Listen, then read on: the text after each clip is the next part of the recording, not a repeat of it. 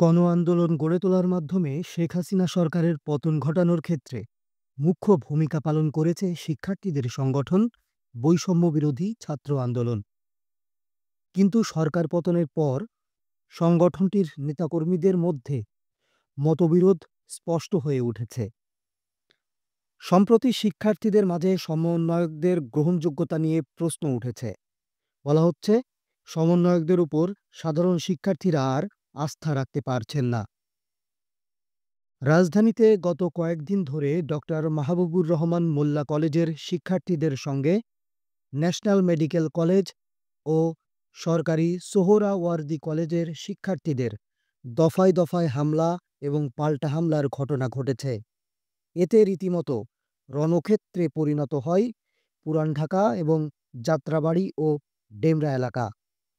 সংঘর্ষে উভয় পক্ষের শতাধিক ব্যক্তি আহত হন।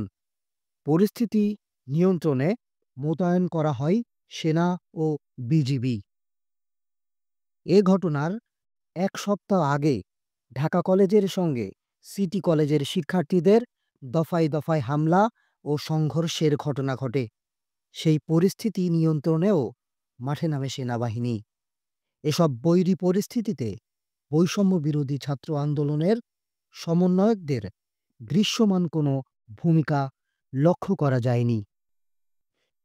এদিকে আত্মপ্রকাশের কয়েক মাসের মাথায় সমন্বয়ক কমিটির সদস্যদের মতবিরোধের জেরে সংগঠন থেকে সরে যাচ্ছেন অনেকে।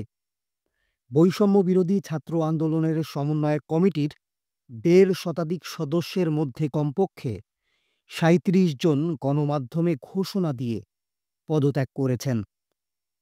নিজেদের মধ্যে সমন্বয়হীনতার কারণে সাধারণ শিক্ষার্থীদের কাছে গ্রহণযোগ্যতা হারাচ্ছেন তারা। সরকার পতনের পর বিভিন্ন শিক্ষা প্রতিষ্ঠানে হামলা কিংবা পাল্টা হামলার ঘটনায় সমন্বয়কদের কোনো নির্দেশনা মানতে দেখা যায়নি সাধারণ শিক্ষার্থীদের। সরকারি চাকুরিতে কোটা প্রথা বা বহালের বিষয়ে গত ৫ই জুন একটি রায় দিয়েছিল হাইকোর্ট। এ ঘটনার পর কোটা সংস্কারের দাবিতে আন্দোলন শুরু হয়। পরবর্তীতে সারা দেশে সমন্বিতভাবে আন্দোলন পরিচালনার জন্য আত্মপ্রকাশ ঘটে বৈষম্য বিরোধী ছাত্র আন্দোলন প্ল্যাটফর্মের। শুরু থেকে আন্দোলনের একক কোনো মুখপাত্র ছিল না। আন্দোলন গঠিত করতে সারা দেশে ৬৫টি সদস্যের একটি সমন্বয়ক কমিটি ঘোষণা করা হয়।